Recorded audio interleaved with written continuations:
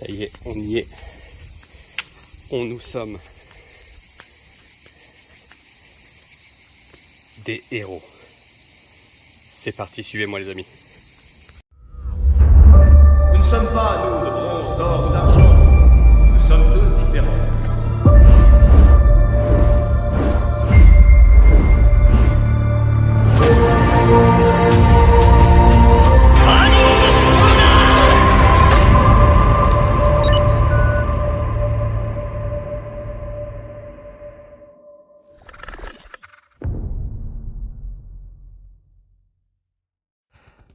Allez, bienvenue dans l'antre, dans la forge. Alors là, on est plutôt du côté boutique, hein. Vous verrez la forge tout à l'heure, hein.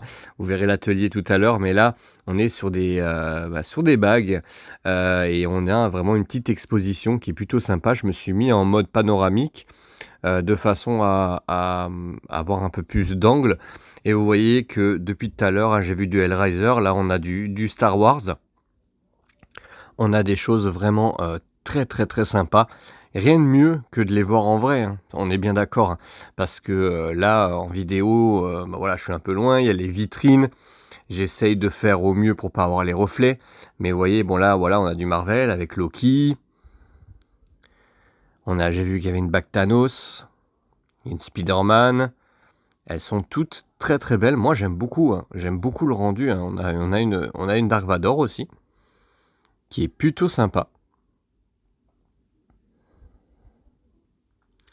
Ici, nous avons des pendentifs, des bagues et des pendentifs qui sont vraiment... moi, ce que j'aime beaucoup, c'est qu'il y en a pour tous les goûts. Et ça, c'est quand même superbe parce que il n'y a pas que du Senseiya, hein. D'ailleurs, vous ne verrez pas du Senseiya dans cette première partie. Je vous la ferai à la fin de la vidéo, la partie Senseiya. Et ici, du coup, hein, on a Predator, hein, on a... après, voilà, on a de la sculpture, hein, le gant de Thanos, bien entendu, qui est juste monstrueux. Ici, on a du DC Comics avec du Batman, du Wonder Woman, avec la tiare de Diana, hein. C'est de toute beauté. Le pendentif Superman est super beau aussi. Ah, c'est vrai que si on est fan et qu'on veut un bijou de nos héros préférés, là, on se régale. Je n'ai pas tiré The Mask. Vous voyez, hein, il y a du monde. Ici, j'ai pas tiré les vitrines parce que tout simplement, il y en avait énormément et de toute façon, ça m'aurait gêné pour la vidéo. Et ici, on a le Terminator avec le bras qu'il y a chez Skynet et bien sûr le crâne de Terminator 2 Jugement dernier, qui est magnifique, hein. C'est de toute beauté ça. Allez, ensuite là-haut, vous voyez, ça continue. On a du Stan Lee, je crois, hein, ouais, le bac de Stan Lee. On a ici du Harry Potter avec la baguette de Suro. Ah, si on est fan d'Harry Potter, il y a des choses aussi. Ici, c'est 4 Pokémon. Dracofeu, si je dis pas de bêtises. En mode pendentif. Des haches, des épées.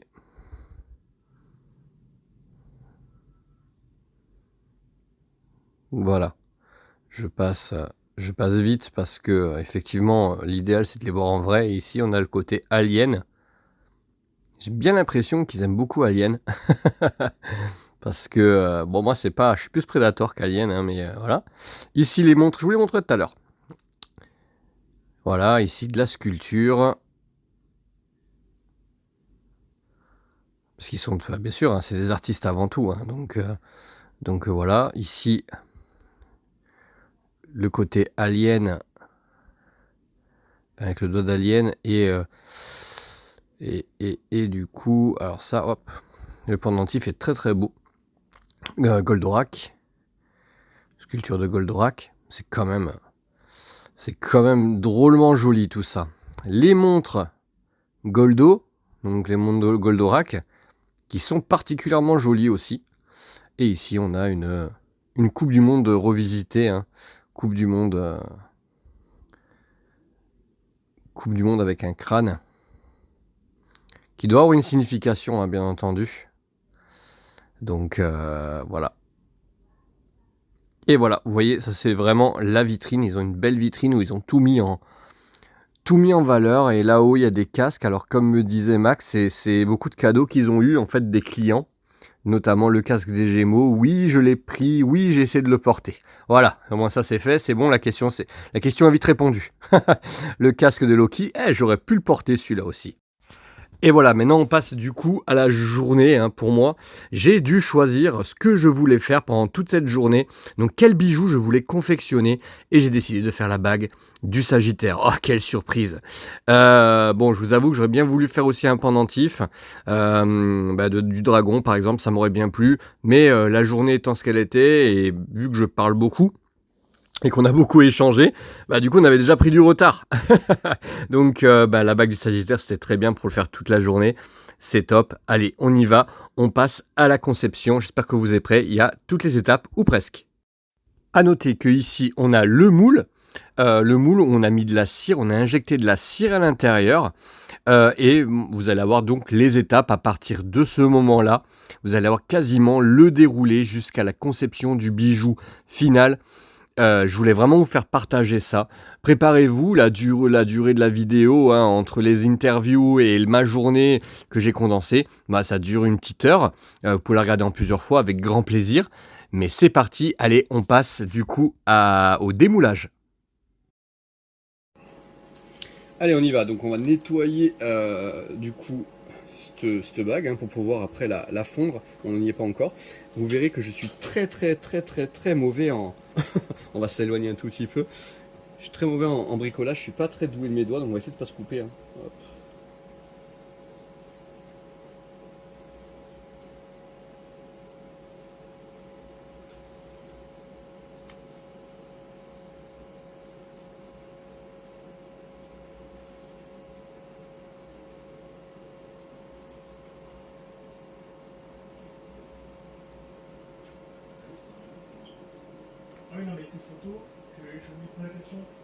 Hop.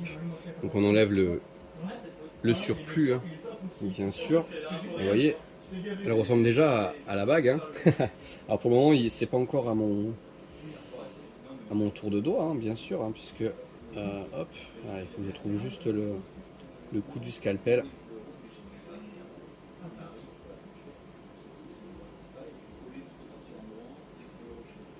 Hop. On enlève le surplus. Vous voyez, hop, tac. Éventuellement, je vais voir si je peux pas me mettre en mode panorama. Ouais, ça va être plus sympa, vous aurez moins de... Hop. Voilà, donc là on est en train de s'occuper de ça et de faire ça propre.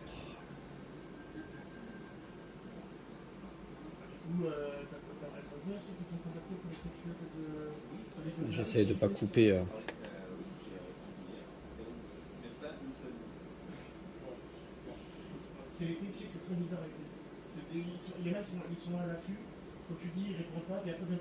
J'essaie de rien couper et de faire propre.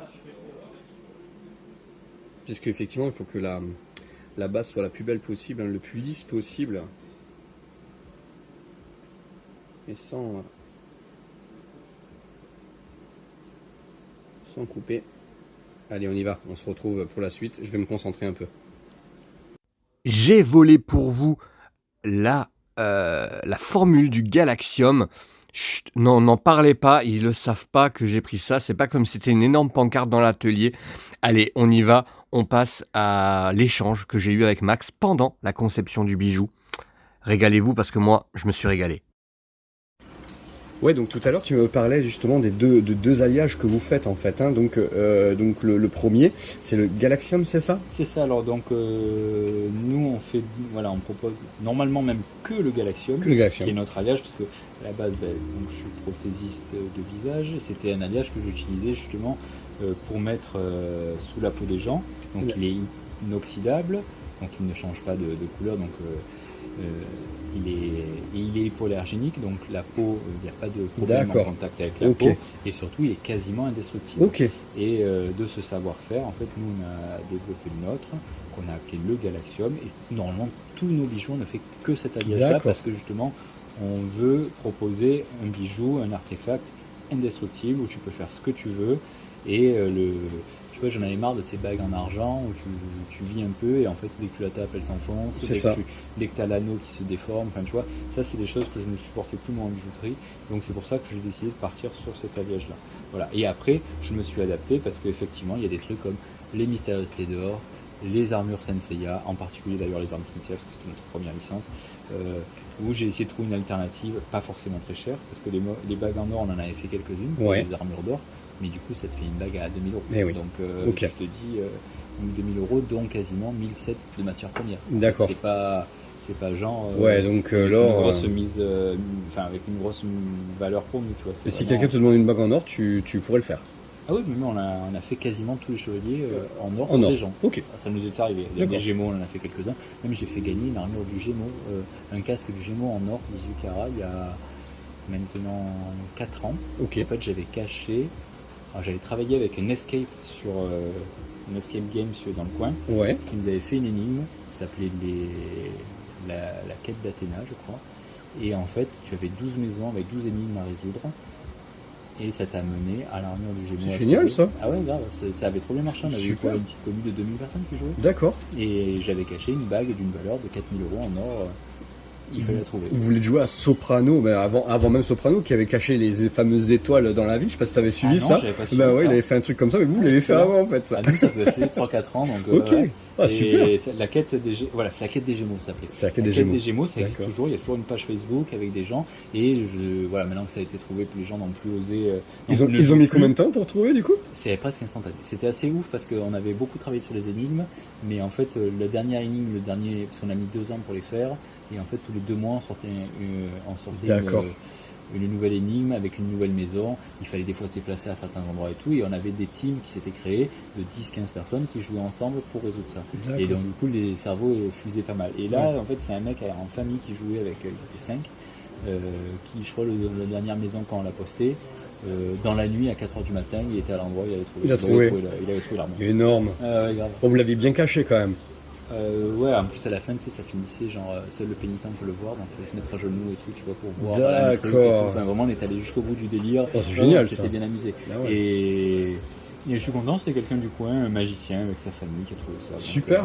Et puis on avait fait des bagues pour les seconds, tout ça, parce qu'on avait quand même récompensé les autres qui avaient participé à la quête et qui étaient des chevaux. Et on avait même fait une soirée après la quête des Gémeaux qu'on avait fait au lancer de hache à Aubagne, parce qu'il y avait un lancer de hache. D'accord. Le mec qui avait fait l'escape, du coup, avait changé d'entreprise entre le Covid, parce que pendant le Covid, l'escape, finalement, ça avait c'était un peu compliqué. Voilà. Donc, finalement, cette quête des Gémeaux, c'était fini pour lui. C'était son dernier truc, mais bon, c'était bien amusé. Ça a duré, Alors j'explique en même temps, Max est en train de lisser en fait le moule, pour de façon à ce que ce soit le plus lisse et le plus joli possible. Alors tout simplement il l'a fait à ma place parce que on va manquer de temps quand même dans la journée, parce qu'en fait on parle beaucoup et on s'éclate beaucoup, mais c'est vrai que du coup après ça me permet de me faire ta petite interview en même temps, c'est cool en fait, c'est plutôt sympa. C'est quand même un peu plus sympa que de faire une interview. On en fera quand même un petit truc avec des questions bien précises que j'ai en tête. Donc ça c'est super, mais ok d'accord, bon c'est super ça. Donc ça a permis effectivement à cette personne de gagner la bague du Gémeaux en or. Tout à fait. Ok, d'accord. Donc c'était parti de l'idée qu'à la base on les avait fait en or, mais pas toutes bien sûr, et puis surtout c'était un budget. Et finalement la solution la plus pratique était le bronze plaqué or. Moi je voulais pas faire alors il y a différentes catégories quand tu peux plaquer. Tu peux mettre du vermeil, tu peux mettre de l'étain, tu peux mettre des métaux vraiment pas du tout nobles. Et je préférais aller directement sur le bronze parce que je trouve que une matière assez noble de rien que Ouais. quand tu dis j'ai Oui. un bronze. Ou un Bah, coton, d'ailleurs, ça- alors donc du coup ma bague Dilda, elle est en bronze elle, plaqué or. elle est en bronze plaqué or. Je vais vous la montrer parce que moi en fait vous la savez si vous me suivez un peu vous me suivez un peu hein, sur la chaîne, vous savez que moi j'ai la bague Dilda autour du cou tout le temps. Et alors on en parlait quand je suis arrivé justement. Ma bague Dilda, je l'ai récupérée sur le salon de Kyodai Aniki en 2000. Premier S3. Ouais, le premier S3. Et elle est là. Et je vous assure qu'on ne l'a pas retouchée. Elle est nickel. Alors oui, l'intérieur un peu, c'est normal, hein, l'intérieur est un peu patiné Ouais. par rapport parce qu'elle est sur une chaîne et elle n'a pas bougé. Elle est super. Et moi, je suis un fan d'Asgard, hein, donc la bague Dilda, j'étais obligé de l'avoir. C'est vrai, c'est vrai. Mais du coup, je commence à me poser la question. Je me demande si du fait que j'ai déjà la bague Dilda comme ça, de cette version-là, est-ce que la bague du Sagittaire, on la ferait pas justement en normal et pas en, Ah, en et pas Galaxium, tu ouais, veux en dire Galaxium. Ah, dans le fameux alliage. Ah, Bah c'est ouais. tout à fait possible, c'est Parce, comme tu veux. parce que Si je tu sais veux, pas, je suis en train de réfléchir du coup. Qu'est-ce que tu en penses toi Ah, alors moi je te dis, si c'est pour la mettre en vitrine et ou que c'est un objet où tu veux être le Ouais. plus proche de la, Bah, elle va être autour du cou. de la réalité, si tu aimes bien le truc proche de la réalité, j'avoue Ouais. que le côté doré c'est sympa. Ouais. Si après c'est pour parce que tu aimes bien le Galaxium, tu veux tester ça, ou que parce que c'est vrai que c'est notre signature finalement, Ouais. potentiellement c'est sympa aussi. Vraiment après c'est plus. Non, toi, on va comment partir tu sur le veux- Galaxium. D'accord. Ce sera pas la couleur du Sagittaire de l'armure, mais j'ai envie de vous dire c'est quelque chose que Alors, je vais porter. Donc, si on a le temps, ouais. on fera quand même un petit truc parce que j'ai un traitement sur le Galaxium qui D'accord. permet de le rendre doré. Ok, d'accord. C'est pas le même doré que ça. Ok, Nous, si on a le appelle temps. ça un doré brûlé. Ouais, c'est en fait il faut que la bague soit finie nickel Ah, et à la ok. fin je fais une petite cuisson.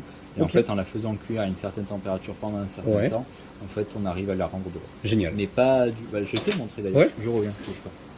Donc ça c'est le plaqué or et ça c'est le Galaxium doré brûlé. Ah, Là j'aime bien. bah ouais.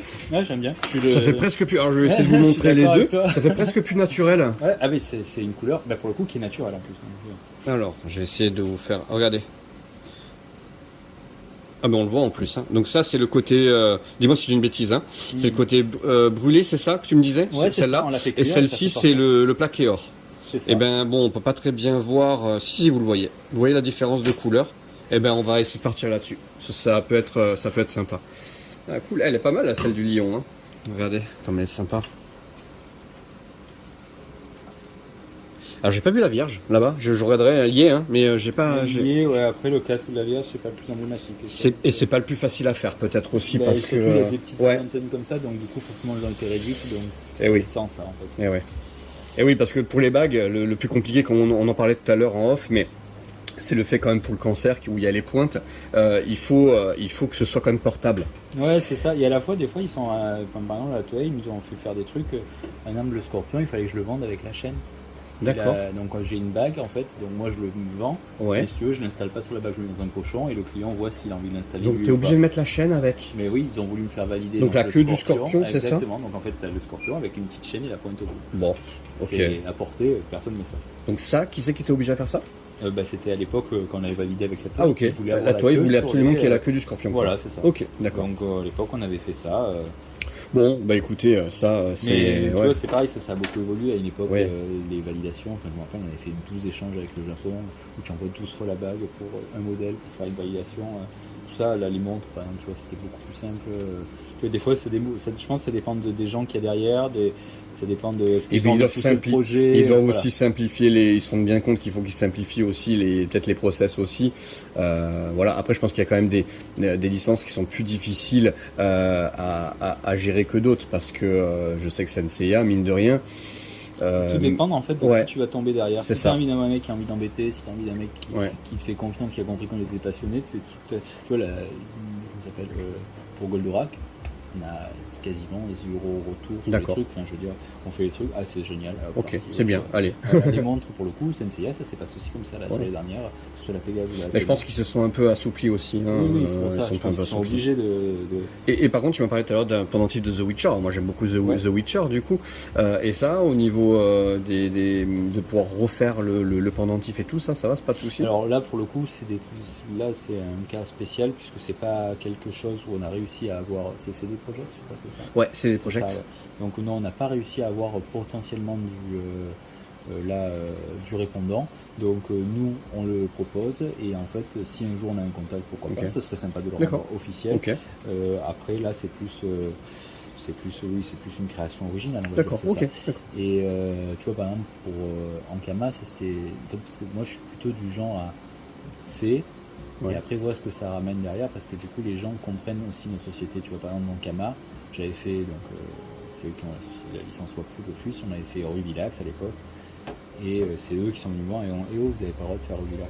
Et en fait, tu vois, naturellement, je dis, on est artisan, est-ce qu'un jour on ne peut pas travailler avec vous, voilà, tout. Et tu vois, ils nous ont passé 1 ou 2 mois à nous observer et à dire, ah oui, en fait, on aime beaucoup leur mentalité, on aime beaucoup ce qu'ils font. D'accord. Et c'est comme ça que du coup, ils sont mis à bosser avec nous, tu vois. Donc, moi, que ce soit pour avoir la licence Senseiya, où tu vois, j'ai fait les bagues, et puis en fait, ils m'ont rencontré la Toei, que ce soit en Kama, où en fait, finalement, ils ont vu ce que. Moi, je me rends compte que voilà, à mon niveau en tout cas, je pense pas que ça marche dans toutes les structures, parce que quand tu fais du faux t-shirt par exemple, c'est pas possible. Ouais, bien sûr. Mais là, par ce qu'on montre à travers les réseaux sociaux, les gens comprennent qu'on n'est pas là pour juste voler la licence ou faire des trucs. Voilà. C'est ça. Donc au final, sur ces trucs-là où des fois j'ai pas forcément les bons contacts, tout ça, ben, tu vois, par exemple, Mysterious Theodore, on fait le pendentif, on rencontre le créateur de Mysterious Theodore Japan Tour. Le mec voit ça, il fait putain, c'est extraordinaire et tout, je trouve que vous avez fait la bonne dimension, le bon truc, l'épaisseur, enfin, donc il nous félicite sur ça, on lui en offre un, on fait des photos avec lui et tout, super. Du coup après on lui dit, mais en fait les licences, qui sait comment ça marche si on veut les rendre officielles? Il nous fait, mais ça appartient à tellement de gens maintenant. Il m'a dit, on s'en fout, il m'a dit. Tu vois ce que je veux te dire, c'est pour ça qu'au final. C'est le créateur ça des Mysterious Theodore qui vous a dit ça. Qui nous avait dit ça sur le moment, et au final Mysterious Theodore, je sais, tu vois, c'est un peu comme Lus 31, c'est tellement des licences qui ont été divisées par chaîne télé, mais qui est un peu dessiné, studio à un tel endroit, qu'en fait finalement les licences sont très difficiles à toucher, et une fois de plus, pour les 4 que je vais vendre dans l'année, finalement, est-ce que je vais m'embêter à essayer de trouver tout ça, bien sûr. Et alors, justement, en parlant de Lus 31, qui est un animé que j'aime tout particulièrement, je suis très très fan. Il y avait un Nono, non? Je l'ai pas. Bien sûr, j'ai dû filmer tout à l'heure. Il était peut-être. Il est au départ. Il est au départ. D'accord. Mais oui, Dono, c'est un truc qui a bien marché, voilà, tu vois. Et c'est vrai que ça, c'est un peu pareil. Voilà, c'est on fait, et puis on verra un jour si. Oui, bah c'est ouais. Des fois, tu sais même pas qui vraiment s'en occupe. Hein. Il y a des trucs, c'est compliqué, et donc c'est pour ça que tu vois, s'il y a encore le Mysterious Theodore, par exemple, il y avait toujours des. Puis en plus, c'est pareil, c'est les anciens que l'on regarde, c'est même pas les nouveaux, ça appartient encore à quelqu'un d'autre différent, enfin, tu vois, Puis c'est toujours pareil, je te dis, si j'en vendais des milliers, que j'ai distribué dans des magasins, Micromania, tout ça, oui, ce serait différent. Là, je te dis, c'est de l'artisanat. On reste sur ce choix-là.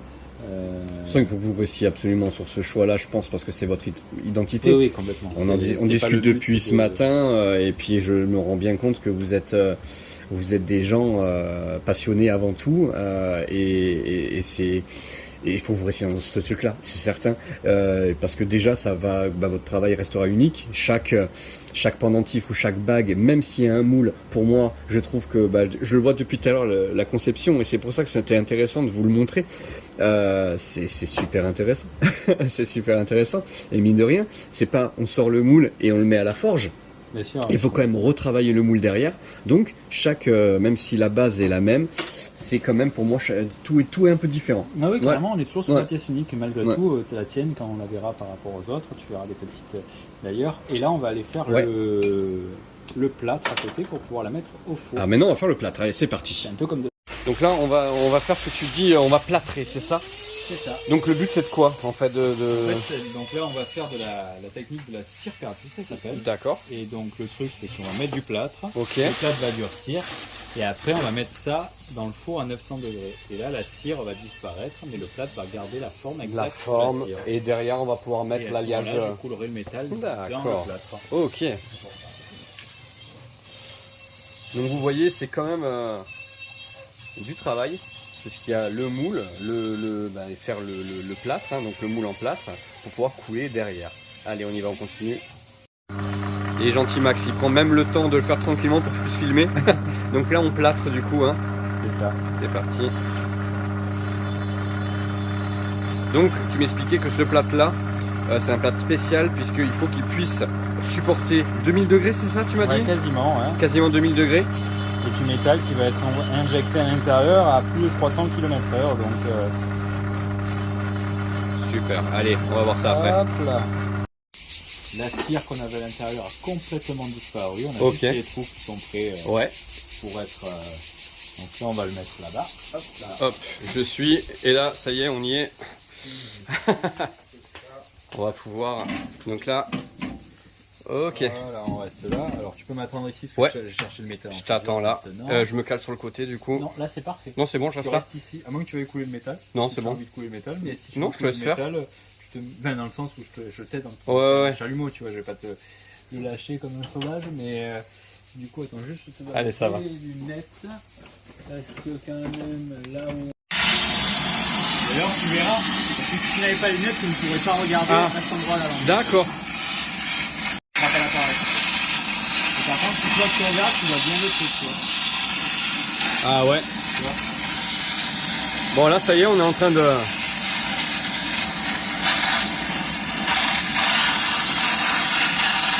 Donc là concrètement on brûle, Là on fait fondre notre galaxium. Voilà, on fond le galaxium. Voilà, et donc là il était à 1000 degrés, on le monte à 2000. Donc là il était à 1000 degrés dans le four et on le monte à 2000 maintenant. Et après, on va fermer ça comme ça, parce qu'on va se mettre à tourner très vite. Et c'est là que ça va l'injecter à 300 km/h. Ok. Alors j'arrête la.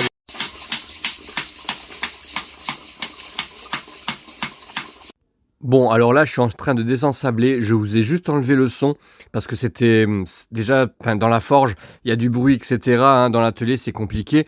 Mais là, je voulais vous montrer. Donc, le but étant d'avoir une espèce de souffleuse très très puissante, de façon à désensabler totalement la bague, hein, de façon à ce qu'on enlève tous les résidus pour qu'elle soit le plus propre possible pour pouvoir la polisser après. Donc là, du coup, on va polir ou on va enlever les imperfections, c'est ça? Voilà, là, on va rendre propre toute la bague. D'accord. Donc là, maintenant qu'on a désensablé... Non, ensablé, c'est ça que tu as dit? Désablé, ouais, désablé. Ouais. Moi, c'est sablé, je dis juste. Ok. Désablé, ça marche. Donc une fois qu'on a désablé, qu'on a enlevé tout le plâtre, en fait, qu'il y avait dedans, là, maintenant, on est en train de... Voilà, donc, moi, là, tu fais ça sans gants, sans rien du tout, c'est pas grave? Bah là, après, il y a juste un peu de poussière de métal. Là, effectivement, d'accord. On risque pas grand-chose. Okay. La bague risque de monter en température au bout d'un moment, là, à force de gratter dessus. D'accord. Voilà.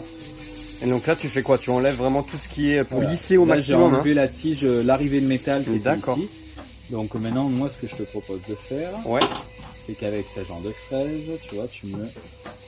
Là, tu vois, on va même pas que tu te brûles ou quoi que ce soit. Là, hop, on la met au bout d'une précelle. Ok. Comme ça. Voilà, et là, j'aimerais que tu vois, par exemple, tout l'arrière de l'anneau. Ouais. Je la lisse au maximum, en fait, voilà, c'est ça? C'est ça, tu vois. En fait, au plus tu vas appuyer, au plus tu vas rester dessus, au plus tu vas avoir un état de surface propre. Donc, si tu arrives à me faire cet état de surface sur l'anneau, à l'intérieur. À l'intérieur. Je touche pas le casque. Voilà, ça pour l'instant on n'y touche pas parce que c'est pas le plus. C'est pas le plus facile. C'est pas. Ouais, et puis c'est des choses que on retouchera à la fin. D'accord. Mais par exemple, tu peux déjà faire ici, tu vois, par exemple ici.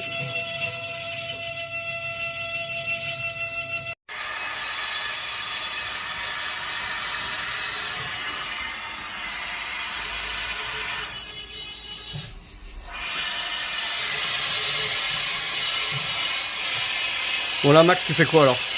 Là on est en train de dorer le sagittaire, donc on fait monter en température très légèrement le métal pour lui donner ce petit aspect. Nous on a appelé ça doré brûlé. Ok. Donc vous avez loupé juste la partie polissage, c'est ça, hein, on peut dire ça comme ça? Oui, la partie gomme. Voilà, on a gommé du coup toutes les imperfections et là on est effectivement, on veut lui donner une couleur dorée. Donc du coup, on est en train de la brûler un peu. C'est pas moi qui le fais parce que sinon c'est dangereux. Et après on la trempe dans la popote. Ok. C'est un mélange maison. C'est un mélange maison mais c'est un secret non, comme la sauce du Big Mac, c'est ça? On va dire ça. Bon les amis, je vous ai passé, voilà, j'ai essayé de vraiment vous montrer les étapes les unes après les autres et là, je voulais vous montrer le côté Senseiya. Voilà, je voulais vraiment faire une petite, un petit quelque chose spécial dans la vidéo avec les 3 montres et notamment la montre du Sagittaire hein, qui n'est pas encore sortie et j'ai déjà réservé la numéro 9. Allez, on y va pour les bagues. On a du Shura, on a du... voilà, et là, bizarrement, j'ouvre la vitre. Ah purée, sans déconner. Et oui, j'ouvre la vitre pour vous montrer un peu mieux ces bagues qui sont magnifiques. Alors, il y en a certaines, effectivement, qui sont plus facilement portables que d'autres. Après, il y en a certains, effectivement, on sait très bien que certaines personnes achètent pour collectionner et ne pas les porter. Moi perso, la bague des Gémeaux, je la porte. La bague du Sagittaire, je l'ai pris pour la collection, hein, pour la mettre dans mon étage Sagittaire. Mais la bague d'Hilda, par exemple, je la porte autour du cou depuis déjà 2 ans. Voilà, hein, et elle n'a pas bougé. Elle n'a pas bougé au niveau de la couleur, d'ailleurs on l'a re-regardé ensemble. Alors bien sûr il y a le frottement derrière de la chaîne parce que je la porte avec une chaîne. Voilà, donc là on a des pendentifs aussi que je trouve magnifiques. J'aime beaucoup ces pendentifs moi. Je les trouve plutôt beaux. Une plaque un tout petit peu plus grande, moi ça me plairait beaucoup. Voilà, d'avoir une plaque légèrement plus grande. Bon après il faut la porter aussi, hein, bien entendu. Là on a le grand pop, hein, on a... il manque de la mythe close, hein, je l'aurais dit, hein, il manque de la mythe close là-dedans, hein, il va falloir qu'on place de la mythe et voilà, mais bon, ils en avaient déjà une mais qui n'arrête pas de tomber. Mais on leur a offert le lion SOG qui n'est pas le totem le plus simple à mettre. Allez, on passe à l'interview de Max. À tout de suite. Salut Max. Salut. Merci de me recevoir dans ce bel atelier. Alors il y a Max mais aussi Bruno qui est là-bas, mais... il peut nous faire un petit coucou, salut Bruno. Coucou. Donc du coup, on va s'occuper ensemble d'une petite interview. Alors moi, j'ai l'habitude de tout faire en plan, comme au cinéma, en plan séquence. Je fais aucun Parfait. On peut pas. Ça me va. Pour que ce soit naturel et pour qu'on fasse un truc sympa. Merci de me recevoir. Donc on est du côté d'Aubagne. Donc je suis pas très loin, je suis à 1h20 à peu près. Oui, c'est ça, ouais. Je suis arrivé ce matin. Et on a passé la journée ensemble et là on fait l'interview à la fin de la journée. Une super journée, vraiment. Est-ce que t'as apprécié je me suis régalé. Une journée, cool, quand même. Je me suis régalé, comme vous pouvez voir derrière et vous avez vu sur la vidéo, puisque l'interview arrive à la fin, vous avez vu que je vous ai fait un petit truc en musique avec tous les artefacts légendaires qui sont là. Et on a pour tous les goûts. Et moi, on va commencer cette interview. Oui, je me suis régalé. J'ai passé un très bon moment, tellement un très bon moment que j'essaye de le prolonger au maximum parce que je me suis vraiment régalé. Petite question. Comment... Alors, déjà, votre société, elle a quel âge? Elle va avoir 10 ans l'année prochaine. D'accord, ok. Donc, en fait, on a commencé début été 2014. Après le temps de lancer un peu la société, de savoir un peu au début, j'ai essayé 6 mois auto-entrepreneur. D'accord. Après, du coup, on est passé rapidement à une SARL parce qu'on voulait essayer de faire ça officiellement possible, on va dire. D'accord. Donc, ok, quasiment 10 ans. Moi, perso, je connais votre existence depuis à peu près 3-4 ans, quelque chose comme ça, peut-être 5 ans, puisque je vous ai découvert en fait au S3 de Kyodai Aniki. Décidément, c'est Kyodai Aniki, ils m'ont présenté du beau monde. Donc, ok, tu as créé ça. Et comment ça t'est venu alors de créer cette société-là? Parce que t'es pas, à la base, t'es pas là-dedans. Je suis pas en ça. Déjà, moi, tu vois, par exemple, il y a 10 ans, je ne savais pas ce que c'était qu'une convention. Une convention de cours, un Comic-Con. Oui, je l'avais vu dans quelques films, si tu veux, mais je l'avais jamais pu connaître. Alors, c'est vrai qu'à l'époque, c'était un peu le début aussi. Ça commençait vraiment à être... D'ailleurs, quand j'ai créé la société Nous Sommes des Héros la même année, a été créé à Marseille le Héros Festival, tu vois. Ouais, d'accord. C'était quand même, tu vois, je me suis dit, waouh, c'est ouf, on est vraiment dans l'ère des héros quoi, à ce moment-là. Et voilà, donc moi à la base j'étais prothésiste dentaire, après j'avais fait une spécialité épithésie, donc c'est prothèses faciales, ce qui m'avait permis, parce que c'était pour aller plus loin en fait dans la sculpture, parce que je m'étais rendu compte que dans la prothèse dentaire, au final tu ne fais que sculpter les dents, et même s'il y a plein de formes différentes, au bout d'un moment, mon point de vue en tout cas, j'avais l'impression de tourner en rond, et c'est pour ça que j'avais essayé de faire épithésie, parce que du coup là on changeait du cadre de quelque chose d'un peu plus petit à un visage, une oreille, et c'est vrai que la sculpture était beaucoup plus complexe, et par exemple tu vois j'avais réussi mon entrée d'examen très haut la main grâce à la sculpture pour faire Epictésiste, alors que c'était pas du tout l'écrit qui m'avait sauvé. Donc c'est vrai que c'était quelque chose qui me plaisait, et je me suis dit, après avoir fait pendant 10 ans de la prothèse, d'avoir essayé d'ouvrir un laboratoire, me rendre compte que c'était pas forcément ce qui me faisait plaisir, que je faisais ça plus pour faire plaisir à mes parents ou à mon entourage, à ce moment-là je me suis dit, tiens, allons à fond dans ce truc-là, j'ai 2 ans de chômage, on va essayer de créer une société autour de la culture populaire. Je voulais faire des bijoux, créer une bague Iron Man qui plaisait beaucoup autour de moi. Donc tu avais créé une bague déjà, et c'est ce qui t'a permis... 5-6 bijoux, tu vois, que j'avais un peu montré, que les gens me disaient, ah c'est pas mal, il y a peut-être un truc à faire. Et voilà, et j'ai commencé à avancer dans cette direction-là, et je t'avoue quand même qu'à la base, je m'étais posé la question, voilà, pour changer de vie, j'aimerais bien me faire des sculptures en fait à la base, et j'ai hésité entre faire des sculptures justement ou faire des bijoux, et ce qui m'a semblé le plus cohérent, le plus facile pour gagner de l'argent et en vivre, c'était les bijoux, parce que c'était quelque chose que je maîtrisais, on va dire le petit. Ouais, là en fait au final je me rends compte qu'au bout de 10 ans, ça y est, enfin ça fait maintenant 5 ans tu vois, que je fais des sculptures en bronze jusqu'à voilà, 20, 30, 40 cm, et là je me dis en fait ça y est, je touche enfin la chose que je voulais faire il y a 10 ans, mais il a fallu tout ce cheminement là pour réussir à amener à ça. Et maintenant, en plus, m'être spécialisé dans ça. Donc, mais voilà, il y a des chemins de vie. Il y a des chemins de vie. En prenant du recul, je me rends compte qu'en fait, nous sommes des héros m'a amené en fait finalement à ce que je voulais exactement. Et c'est très cool parce que c'est une aventure. Alors après, c'est l'aventure de l'entrepreneuriat. Donc je vais pas te dire c'est facile tous les jours. Surtout quand l'URSSAF... on en a parlé en off, effectivement, on parle mais bon, après, voilà, ça fait partie du jeu. Et sinon, hormis ça, oui, je veux dire, ici avec Renaud, on a créé un cadre de vie. Je veux dire, ici, on est hyper paisible, enfin, tu le vois. Vous avez vu, je vous ai fait découvrir juste l'environnement quand je suis rentré, l'atelier, avec le côté atelier et le côté boutique. Franchement, c'est vrai qu'on s'y sent bien, et honnêtement, t'as vu, j'ai pas envie de partir, donc c'est qu'on y est très bien, donc c'est que vous avez réussi votre coup. Ok, alors moi une petite question à vous poser. Alors déjà, qui c'est qui a choisi le nom Nous sommes des héros, et pourquoi? Alors, pour le coup, oui, c'était moi, comme le mot Galaxium à l'époque. J'aimais ce concept de héros, et j'ai toujours trouvé ça intéressant, les identités de marque très fortes, parce qu'on m'a toujours dit au début, un peu les spécialistes du marketing, non, il ne faut pas des noms trop longs, il ne faut pas des noms en français. Oui, en fait, ça, c'est si tu veux faire des marques éphémères, sans storytelling. Mais en fait, je me rendais compte que, en fait, tu vois, j'en reviens un peu sur ce que j'ai dit tout à l'heure, moi, à l'école, j'étais pas forcément le meilleur en lecture, je sais pas forcément ce qui m'épanouit le plus ou quoi que ce soit. Par contre, j'étais celui qui te sculptait dans des gommes des petits personnages, tu vois. D'accord. J'ai passé tout mon collège à faire ça, tu vois. D'accord, ok. Là, j'ai passé plus de temps, je pense, à sculpter dans des silos que réellement fait des choses réellement en écoutant l'école.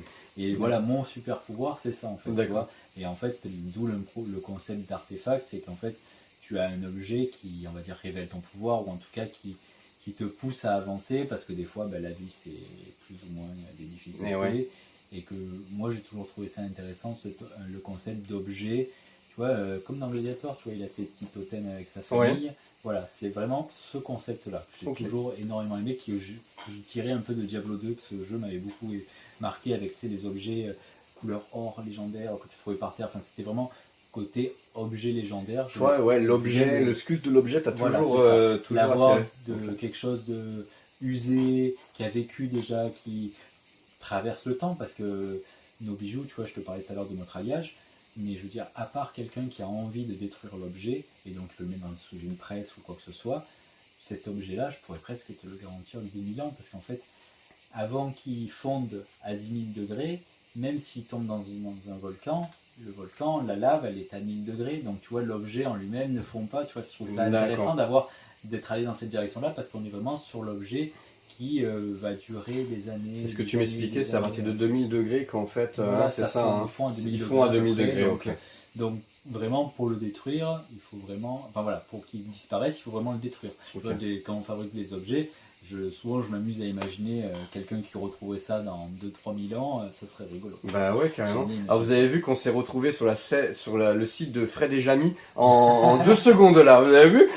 C'est super intéressant. Donc, alors c'est ce que je ressens aussi depuis que je suis avec vous aujourd'hui, c'est qu'il y a de la passion. J'ai beaucoup aimé le côté, bien sûr que vous avez une boutique, mais avant toute chose, vous êtes des artistes. Oui. Et ça, je trouve ça super, et c'est pour ça on se sent super bien. Ok, donc nous sommes des héros, ok, donc... alors, là maintenant que ça fait 10 ans, tu regrettes sûrement pas l'aventure que vous êtes en train de vivre. Carrément pas. Carrément pas. Est-ce que tu as des idées, parce que je sais que tu as plusieurs licences. Alors tout à l'heure, quand on faisait notamment la petite vidéo de la conception du comment dire, avec la gomme, en fait, je sais plus, avec la cire, hein, c'était avec la cire. On en discutait justement par rapport aux licences que vous aviez en cours, etc. Est-ce qu'aujourd'hui il y a une licence que tu voudrais absolument avoir? Une licence, bah, tu vois, par exemple, là j'ai fait des montres Senseiya. C'est vrai que des montres Dragon Ball un jour m'intéresseraient parce que j'aime beaucoup les montres et que j'aime bien Dragon Ball. Ouais. Mais à la fois, après, quand je vois aussi un peu toutes les contraintes qu'on peut avoir en à côté, c'est plus de l'ordre du fantasme que de la réelle envie de le faire, parce que en fait, est-ce que j'ai envie d'y repasser du temps et de l'argent? Ça, c'est une vraie question, voilà. Après... C'est vrai que Dragon Ball, il y a pas... vous n'avez pas grand-chose. Ça reste une licence de cœur, mais malgré tout, en bijoux, à part la bague de Zamatsu, on a fait des Potala. Là, j'ai vu la bague avec le Majin. Oui, voilà, ça on a fait le Majin. Okay. On fait une bague avec Shenron. On a quelques pièces quand même qui sont sympas et emblématiques, je trouve. Mais malgré, on a peut-être des Freezer aussi, mais malgré tout, c'est pas les... Là, tu vois, par exemple, je suis en train de faire un sculpte, donc un peu en bronze comme le Goldo. Ouais. Mais sauf que, tu vois, là, je me fais plaisir, c'est un Vegeta en mode penseur de Rodin. D'accord. Tu vois, qui est comme ça, sur un rocher, avec de l'autre côté. Du coup, c'était le personnage le plus torturé de notre enfance. Ouais, c'est vrai. Et moi, j'ai toujours aimé beaucoup Kakarot pour le coup. Tu vois, en fait, moi, c'est ça qui m'a toujours plu chez Sangoku. C'est l'homme qui transforme ses ennemis en amis. Ouais. Pour moi, ça, c'est le Sangoku de Dragon Ball, hein, Z. Hein. Oui, pas celui de Dragon Ball Super. Hein. Le pauvre, il a perdu tous ses neurones. Je te demande pourquoi. Exactement. Je crois qu'on est tous pareils. Le Sangoku, moi je trouve que le meilleur Sangoku de tous, c'est le Sangoku de l'arc Cell, qui pour moi, du coup, est le plus réfléchi, il avait une longueur d'avance sur tout. Il a 2 temps d'avance sur tout le monde, et effectivement, là, il est très intelligent et très pertinent. C'est ça. Même dans l'arc Boo aussi, intéressant, oui. Pour les avoir vus il n'y a pas très longtemps, je trouve que oui, lui aussi il arrive encore à voir. En fait, c'est ça, c'est que c'est un mec qui a l'air d'avoir compris des trucs et qui sait en fait comment les choses vont se dérouler. Et du coup, ça c'est intéressant parce que du coup, tu as un personnage intelligent. Voilà, dans le dernier, on va pas revenir sur ça. C'est sûr que c'est plus complexe. Mais c'est quoi un bisou sur les bisous? Oui, c'est ça. Il a fait 2 enfants, 3 enfants, 2 enfants, Gohan et Goten,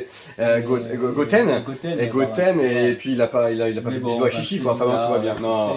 C'est très bizarre. Tout n'est pas à jeter dans Dragon Ball Super, on va en parler pendant des heures, mais c'est vrai que le Sangoku, perso, ils ont mieux réussi Vegeta dans Dragon Ball Super que Goku. Il est moins bête en fait. Alors qu'avant, Vegeta, dans le truc, il y a son honneur, tout ça, mais je le trouvais bête des fois, méchant dans... Oui. Tu vois, dans l'arc Cell, spécialement, qui est mon arc préféré de Dragon Ball, où il est vraiment insupportable. Je l'ai revu, l'arc Cell il n'y a pas longtemps. C'est catastrophique. Il est plus en... Parce que dans l'arc Freezer, pour le coup, ça lui va bien, ce côté-là. Dans l'arc Boo, Finalement, ça va. Il y a la rédemption. Il y a la rédemption avec Majin Vegeta. On pourra en parler des heures de Dragon Ball. Donc c'est une licence éventuellement... Voilà, c'est un truc, tu vois, du coup, je me fais plaisir sur une sculpture en bronze, en le réinterprétant, en le mettant en mode penseur de Rodin. Je te dis, je comptais lui mettre là le truc qui détecte les énergies, tu vois, au sol d'un côté, avec de l'autre côté les poils de Trunks, tu vois, avec ce qu'il a toujours été séparé entre sa famille et son côté prince de sa planète. Et du coup, c'était...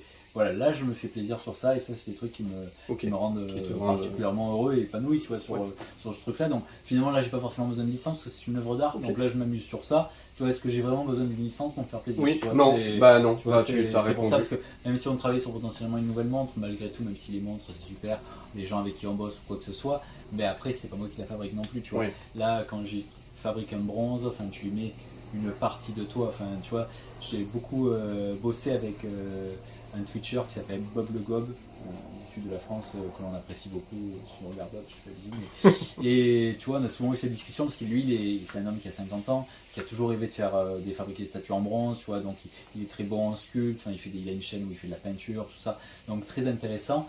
Et tu vois, je pense que tu te rends pas compte à quel point gratter un bronze, ça te dévore, ça te mange de l'intérieur, tellement il y a de la poussière, tellement c'est fatigant, usant, contraignant. Enfin, je veux dire, tu vois, on a fait le gant de Fisty pour le JDG. Bruno a passé des journées entières à le gratter.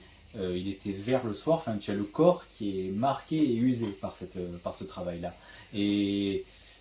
Et oui, c'est eux qui ont fait le gant dans la vidéo des 11 ans, qui doit être la vidéo des 10 ans de JDG. C'est ça. Voilà, donc JDG ne regardera sûrement pas cette vidéo, je suis désolé, à moins que tu lui enverras le lien, ça me fera plaisir. Voilà, fan de JDG depuis on en parlait encore ce matin. Mais voilà, donc le gant, d'ailleurs je vous mettrai le lien en description de la vidéo et vous verrez le gant. On a une vidéo donc il la montre comment on l'a fabriqué. Ah bah super, bah voilà, tu me la donneras comme ça. Allez, génial, parfait. Et voilà, et donc c'est vrai que oui, voilà, le bronze, il y a tout ce côté un peu mystique, je trouve, qui est intéressant derrière, parce que finalement à la fin c'est tu accouches d'une œuvre, tu vois, c'est même plus, c'est même pas juste à couler un truc, alors que le bijou c'est bien, c'est plus facile parce que c'est plus petit, certes tu accouches aussi d'une œuvre, mais ça reste plus petit et c'est bien parce que c'est rapide, enfin rapide. Tu vois, on a fait ta bague, on a pu la faire en une journée, tu vois. Le bronze, c'est des semaines de sculpture, 2-3 jours pour la couler de métal, et après des jours et des jours de grattage et de refonte derrière, parce qu'il y a toujours besoin d'y revenir, et voilà, enfin, je trouve ça intéressant. Après l'interview, d'ailleurs, vous verrez le résultat de la bague, puisque vous avez eu les étapes tout au long de la vidéo. Et bien là, en fait, en fin de vidéo, vous aurez le résultat de comment c'est sorti. Ah bon, je vous avoue que je suis pas sorti qu'avec une bague, je suis sorti avec une autre bague encore. Merci Max. Donc voilà, mais en tout cas, ce fut ça, et ça je l'expliquerai en fin de vidéo. C'était génial de participer à faire un truc comme ça. D'ailleurs, si vous voulez le faire, oui, bien sûr. L'atelier est ouvert. Avec grand plaisir. Voilà, donc nous on a maintenant ouvert notre atelier, parce que ça fait un bon moment que maintenant on accueille des gens pour ça. Donc sur notre e-shop, vous avez directement une partie atelier. On accueille du petit bracelet qui prend 2 heures à faire, hyper rapide, à carrément fabriquer une figurine en bronze. On a déjà eu des gens, alors après il faut quand même un petit niveau de sculpture, parce que là c'est un stage qui est sur une semaine, voire une semaine et demie. Il faut quand même venir avec une sculpture à faire, mais ça nous est déjà arrivé d'avoir des gens qui viennent.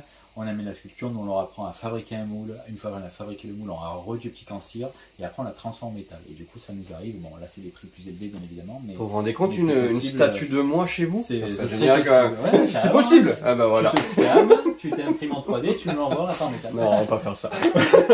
Ok, aujourd'hui la licence que vous avez récupérée, dont vous êtes le plus fier, et les objets, alors je te demanderai votre objet préféré à tous les deux tout à l'heure, mais quel est la licence où vous dites, bon là, on a récupéré cette licence-là, on est super content. Alors je le mettrais bien sur Senseiya et Goldorak, parce qu'en fait, Goldorak on a beaucoup apprécié parce que c'est la communauté qu'on a rencontrée qui était vraiment extraordinaire, extrêmement bienveillante et extrêmement gentille avec nous, donc, et que l'on continue toujours à suivre, donc, et qui nous commande toujours plein d'objets, on va dire en pièces uniques autour de l'univers de Goldorak, donc très cool parce que beaucoup de belles rencontres, et parce qu'on était finalement presque un peu pas les premiers, parce qu'il y a déjà eu une montre Goldorak, mais on était les premiers à refaire un truc officiel, enfin tu vois, et est arrivé vraiment au bon moment cette licence, tu vois, de refaire vivre tout ça. Il y a eu l'expo Goldorak, enfin vraiment c'est ça qui était top. Et après le truc, la licence Senseiya, parce que mine 2, est-ce qu'il y a eu un avant et un après licence Senseiya? Sans prétention aucune, mais tu vois, d'avoir pu proposer des bijoux officiels Senseiya et d'être les premiers en Europe finalement à faire ça. Tu vois, je m'en rendais pas forcément compte et tout, parce qu'ils avaient déjà un peu travaillé avec les Japonais là-bas. Au Japon, ils proposaient déjà des licences, mais en France, il n'y avait jamais trop eu quelqu'un qui faisait ça, ou alors ça avait jamais trop abouti. Puis là, moi, c'est pareil, j'étais pas parti sur, tu vois, par exemple, une chevalière avec juste le logo, j'étais parti carrément sur le casque, tu vois, donc je m'emmerdais à faire des trucs, parce que de suite, je pensais figurine, en fait, toujours, tu vois, presque le plaisir de, j'ai ma figurine, mais tiens, le casque, je peux le mettre dessus, et en plus, je peux l'enlever, je peux le mettre sur ma bague, tu vois, un peu comme ce que je t'ai montré ce matin. Exactement ce que vous avez vu tout à l'heure, je vous ai fait une petite photo du totem pour un client, du coup, où effectivement, il y avait la bague, le casque était en forme de bague, et tu l'as mis sur un totem que tu as conçu. Exactement. Donc voilà, là c'est l'objet ultime pour le coup, et en plus c'est drôle, ça tombait vraiment pile au moment où tu venais, que je dois finir ce truc là, parce que... Il n'était pas encore parti quand je suis arrivé, il est parti vraiment quand je suis arrivé. Il doit être livré pour demain soir pour un anniversaire. Donc oui, là c'est ça c'est vraiment le genre de truc, quand j'arrive à ça, je me dis waouh, effectivement j'ai l'impression que dans notre domaine, tu vois, parce que je me rends compte, si on devait écrire potentiellement notre place dans l'histoire, parce que tu vois avec le temps en fait c'est que je me rends compte que dans le milieu de la pop culture, c'est un milieu extrêmement fourni, extrêmement chargé, et finalement beaucoup d'objets sont en plastique ou en résine, tu vois. Et c'est vrai que notre mini place, si tu veux, elle est d'amener ça, enfin d'amener le métal et d'amener presque le métal précieux ou alors l'objet plus noble. Okay. Je m'explique. Non pas que je trouve pas qu'une figurine n'est pas noble, parce que c'est pas du tout ça. Je reconnais le travail de sculpteur, le travail de peintre derrière. Enfin, ou même l'ingénierie d'avoir réussi à faire des mid-close avec tout qui sent. Enfin, tu vois, voilà, c'est pas ça du tout que je dis, parce que sur ça, clairement, je serais incapable de faire ça. En revanche, voilà, nous on est sur ce côté objet unique et objet indestructible qui va tenir dans le temps, tu vois. Ou par exemple, on a fait le bronze de Goldorak. Je suis content parce qu'on a eu beaucoup de bons retours avec pas mal de gens qui étaient intéressés par le projet de faire. Tu vois, c'est pas une figurine en résine, mais à la fois c'est une figurine en bronze. Le bronze c'est noble, enfin je veux dire toutes les sculptures de Rodin sont en bronze. Avant, quand tu achetais une œuvre d'art, elle était en bronze, elle n'était pas en résine. Enfin tu vois, c'est placer ça presque au niveau de l'œuvre d'art, tu vois. Il y a un côté d'amener ça avec le métal, c'est... De ce que je vois avec les sculptures que vous avez, que ce soit à la Coupe du Monde ou que ce soit le Goldo ici derrière, on voit qu'il y a un travail d'artiste. Mais c'est ça, c'est ce qui est intéressant dans votre travail. Et on a la chance de vous avoir en France, parce que je sais que tu aimes le Made in France et que parce qu'on se bat pour ça, et que vous vous battez pour ça. On en a beaucoup parlé, mais c'est vrai, on est pour le Made in France et puis avoir une. Alors moi j'ai de la chance de pas habiter loin. Donc après je t'avoue, je vous le dirai, mais je reviendrai pour faire un bijou éventuellement pour ma compagne ou quelque chose comme ça. Vraiment, parce que je me suis régalé. Et parce que j'ai manqué un tout petit peu de temps aujourd'hui, parce qu'on se rend pas compte, mais la conception... Oui, puis après on a pris beaucoup de temps de discuter. Bon, ça c'est vrai, on parle beaucoup. C'est vrai que je parle beaucoup. Et donc c'était vraiment un grand plaisir là-dessus. Je vais te poser une question. Quelle est pour toi la pièce dont tu es le plus fier aujourd'hui, qui est en vitrine, soit qui est en vente sur le site, ou soit vraiment quelque chose qui te tient à cœur? En bijou qui me plaît beaucoup parce que j'ai l'impression d'avoir poussé mon paroxysme dessus, c'est la bague rénalienne que je t'ai pas montré. Non, tu m'as pas montré. Je l'amène, elle est juste là. Eh ben, on est juste à côté, allez on fait ça en direct. Celle-ci est entièrement en galaxium. Et c'est une bague articulée qui se met comme ça et qui est une bague à... Alors tu sais quoi, je vais me mettre là pour faire la mise au point. Ah donc, génial, parfait, reste comme ça, c'est super. C'est une bague... Top. Ah oui. C'est une bague entièrement faite à la main, articulée, qui s'ouvre avec au-dessus on a... Ah mais t'as la langue qui... Ah ouais, d'accord. Ah ouais, tu vois, elle est doublée cuir à l'intérieur. Enfin, on est vraiment sur une pièce très... Ah, je m'imagine très bien ça pour mettre au travail, là. Je sais que c'est pas la chose la plus facile à porter. Ça, c'est pour moi, il faut que je rencontre une Lady Gaga qui porte... Ouais, c'est ça. C'est ça. Non, mais c'est... Ah oui, d'accord. Mais dans l'idée, c'est... Et encore, j'ai des clients qui en sont tombés amoureux, donc... Ça, c'est un modèle unique ou c'est quelque chose que tu... Non, ça, c'est en fait, c'est en vente. Pour moi, je vais faire de la mini-série de 10 pièces. Mais celle-là, elle est en vente. D'accord, ok. Elle est en vente sur notre shop. Mais bon, on était à plus de 1000 € sur ce genre d'objet parce que comme je veux toujours pas passer par de l'imprimante 3D ou quoi que ce soit, en fait, c'est la conception du fait main et c'est le fait qu'elle soit entièrement faite à la main qui fait qu'elle vaut ce prix-là. Bien sûr. Effectivement, si j'étais passé par de la modélisation 3D et sans faire de sculpture à la main, j'aurais pu baisser mes coûts. Non, mais bien sûr. Ou si j'avais fabriqué à l'étranger. Et on en avait discuté d'ailleurs tout à l'heure, où on avait dit que tu voulais rester absolument sur justement de l'artisanat, et que tu voulais ne pas justement rentrer dans ce truc en série. Et ça, c'est très important, et c'est ce que j'ai énormément apprécié, c'est qu'on est vraiment sur quelque chose de qualitatif, et en plus, vous voulez rester à taille humaine. Et ça, c'est aujourd'hui, des fois, le chant des sirènes peut poser souci. Et là, non. Ouais, ouais, pour le coup, c'est pas le but. Alors, toi, c'est ta pièce préférée. Moi, ma pièce préférée, en fait, je la sors du coup. Ouais, bien sûr, allez, vas-y, dis-moi. Je la sors.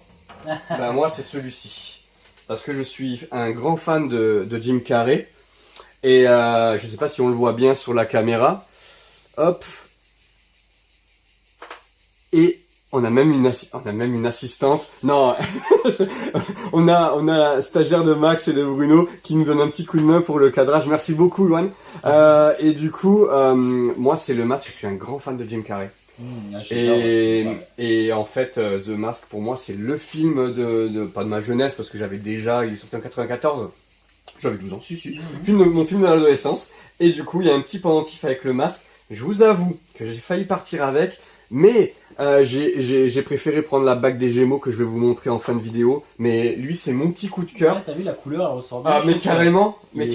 Alors, je sais pas si sur la vidéo on voit bien, mais il y a bien le petit côté vert qui ressort.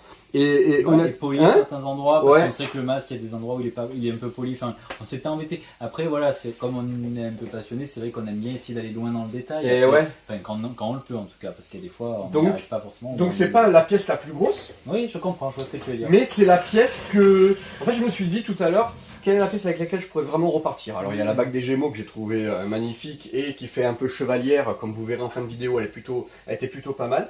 Mais celui-là du masque, c'est quelque chose que je pourrais pas. J'ai vu qu'il y avait Daft Punk aussi. Oui, bien sûr. On avait fait les Daft Punk à un moment donné, tout à fait. Bah, pareil, ça, tu vois, c'est pas forcément des objets, des bijoux que je pensais intégrer à ma collection. Ouais. C'est juste qu'en fait, on a eu plusieurs fois des demandes, donc des gens pour qu'on les fabrique, et puis en fait, au bout d'un moment. Alors que pourtant, ça existe des bagues Daft Punk sur internet, il y en a plein. Ouais. Donc, mais bon, après, les gens reviennent pour le Galaxium. Enfin, tu vois, par exemple, on a beaucoup de gens maintenant qui, des fois, achètent même des bijoux. Pas forcément très qualitatifs et viennent me dire on peut l'avoir en Galaxium. D'accord, ok. C'est sympa. Ben voilà, l'interview arrive à sa fin. Est-ce que tu as un mot à rajouter aux abonnés ou Alors moi je peux juste vous dire, et je pense que tu vas peut-être surenchérir dessus, mais il faut venir. Si vous voulez faire une conception de bague ou d'un autre objet, déjà, ils sont super sympas. En plus, vous allez pouvoir vous inscrire sur le site, hein, tu m'as dit, hein, oui, c'est ça, c'est possibilité de faire ça. Ou par mail directement, ou même par téléphone. Enfin, je veux dire, on a un service où en fait, si vous nous appelez pour un renseignement, vous tomberez ou sur moi ou sur Bruno forcément, parce que, en fait, oui, il y a des vrais gens au bout du téléphone. Donc, rien que ça, je sais que on prend notre temps, vous avez besoin d'un renseignement, d'un devis, d'une explication, avec grand plaisir, voilà. On est sur l'humain et vous pouvez y aller. Ce fut un grand plaisir. Merci beaucoup pour votre accueil aujourd'hui. J'ai bu des cafés, j'ai bu de l'eau, j'ai été nickel et j'ai fait ma bague et ça je suis très content. Merci beaucoup. Merci d'être passé. Avec plaisir et puis on se revoit bientôt. Et là, place maintenant du coup au résultat de la bague et on va faire la petite conclusion. À très bientôt. Ciao, ciao. Allez, on y va. Et quelques photos souvenirs. Hein. J'aurais bien voulu vous mettre de la musique, mais en ce moment, YouTube, c'est vraiment compliqué. Notamment, hein, je vous préviens, cette vidéo n'est absolument pas monétisée. Je pars du principe que comme je fais une vidéo sur Nous sommes des héros, pour moi, c'est déjà un grand plaisir. Et de toute façon, la monétisation YouTube, ce mois-ci, je suis à 3 €. Donc, je vais vous dire, c'est pas avec ça que je vais gagner de l'argent. Regardez comme j'étais beau avec mes lunettes. Et ouais, j'étais obligé de mettre les lunettes pour le métal en fusion. C'était très intéressant. Alors je vous avoue que Max a quand même fait pas mal de choses, donc il m'a laissé pouvoir peaufiner certaines choses, mais il y avait des choses quand même où je l'ai laissé faire. Hein. Voilà, j'ai fait des photos au fur et à mesure. Là j'étais fort content, hein. J'étais tout seul, donc je me suis fait une petite photo qui a mémorisé tout ça. Ça, c'était le désensablage du coup, enfin le fait d'enlever toutes les particules pour pouvoir derrière polir la bague. Ici, c'est la bague brute. Avant, effectivement, polissage. C'était important de vous mettre la conception au fur et à mesure. J'étais plutôt fier d'avoir fait ça quand même. Donc j'ai plutôt kiffé. Non, pas j'ai kiffé, c'était génial. Ici, on a l'artiste qui est en train de brûler, mais comme je vous ai expliqué tout à l'heure, j'ai manqué un peu de temps sur la fin, malheureusement, parce que j'avais le fiston, et que au bagne, à chez moi, il y a 1h30, donc voilà, je pouvais pas faire n'importe quoi non plus. Et maintenant, place au résultat de la bague, hein, de la journée, mais aussi du petit cadeau que je me suis ramené. Vous allez voir, c'est sympa comme tout. Et voilà les amis, la bague des Gémeaux que j'ai ramenée de chez Nous sommes des héros en version Galaxium. Voilà, je ne l'ai pas faite dorée celle-ci, hein, je l'ai laissée comme ça. Je trouvais vraiment que leur idée de Galaxium était vraiment top. Et qu'y a-t-il de mieux de vous présenter une bague des Gémeaux dans mon endroit des Gémeaux avec le grand pop et ma FOC Ghost. Je pense que c'était le top pour vous présenter cette bague. J'ai un peu flashé dessus, je vous cache pas. Et elle est tout à fait portable, hein, comme en mode chevalière, donc ça c'est plutôt cool. Et si je dois répondre à votre question, non, je ne vais pas toutes les prendre parce que tout simplement, je n'aurai pas la place de les exposer. Mais ça pourrait très bien être positionner ces bagues et les mettre les unes à côté des autres, ça pourrait être vraiment très joli. Celle-ci, bah voilà, c'est mon casque préféré hein, de tous les chevaliers d'or, hein, faut être honnête, c'est le plus beau. Et voilà les amis, la bague que j'ai confectionnée toute la journée. En rentrant à la maison, j'ai pu l'exposer. On va, je pense, la fois où je retournerai les voir, je pense qu'on va un peu la brûler encore un tout petit peu plus, histoire qu'elle soit un tout petit peu plus jaune encore. Mais c'est plutôt pas mal. Je suis très content. Je vous ferai une petite photo bien entendu de la bague portée en plein jour. Ça permettra de vous montrer effectivement la beauté en pleine lumière. J'en suis très fier. Merci beaucoup de m'avoir permis de faire ça parce que franchement c'est un kiff total. Et voilà les amis, à la lumière du jour. Alors vous voyez que malheureusement comme j'étais très pressé et que je pouvais pas rester jusqu'au j'ai dû partir un peu plus tôt pour récupérer le fiston. Du coup on va devoir redorer un tout petit peu. Donc la prochaine fois que je viendrai, bien entendu, on finira le brûlé de cette bague. Mais vous voyez, hein, j'en suis très content. Au départ on voulait le laisser en galaxium, puis derrière on a voulu le brûler et j'ai demandé effectivement à Max de me le faire. Effectivement on a manqué un peu de temps, mais la prochaine fois bien sûr on aura une solution pour que le côté brûlé soit vraiment comme vous avez vu sur le casque du lion.